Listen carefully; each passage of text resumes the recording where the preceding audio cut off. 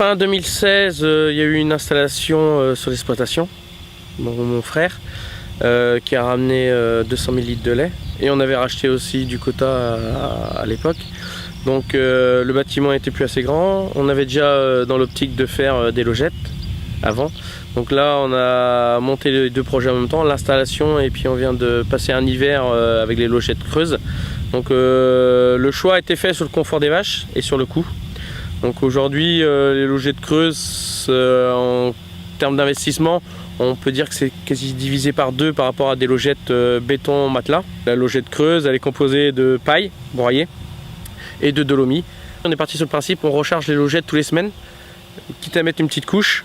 Et le journalier, on va dire, c'est 2 fois par jour, 20 minutes, on entretient les logettes normales, on enlève les bousses. Aujourd'hui, on travaille en alimentation matières premières, donc soja ou colza, qui viennent directement du porc, que j'achète en contrat.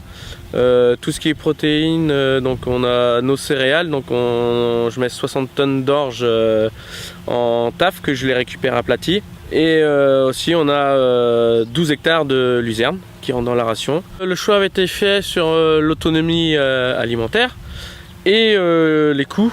Aujourd'hui, si on veut comparer avec un aliment du commerce, aujourd'hui les matières premières coûtent quand même moins cher. Ça fait 4 ans qu'on travaille là-dessus avec un nutritionniste indépendant. On a un avantage aussi, c'est qu'on a quand même 50 hectares autour du bâtiment qu'on peut pâturer, même avec un troupeau de 140 vaches. Sur l'exploitation, il y a eu en fin 2016 une installation, donc agrandissement du troupeau. Faire une fosse que pour stocker déjection, aujourd'hui je ne trouve pas ça rentable.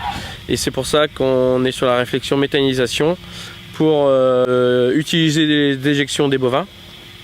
Et puis on stockera du digesta dans une fosse, on sera obligé de faire une fosse mais on stockera du digesta. Et puis produire de l'électricité et puis mettre un autre atelier à côté. Aujourd'hui il va être installé un pré-refroidisseur à lait. Donc ça aussi c'est pour faire des économies d'énergie. Donc le lait va être refroidi avant d'arriver dans le tank. C'est pareil, le tank, on a changé de tank. Donc aujourd'hui les refroidisseurs du tank ont été mis à l'extérieur de la laiterie. Ça aussi c'est pour faire des économies et que ça refroidisse mieux. Et sur la consommation d'énergie aussi, donc on est avec le Pays de Ré, Acta, sur du bois plaquette. Donc on taille les haies.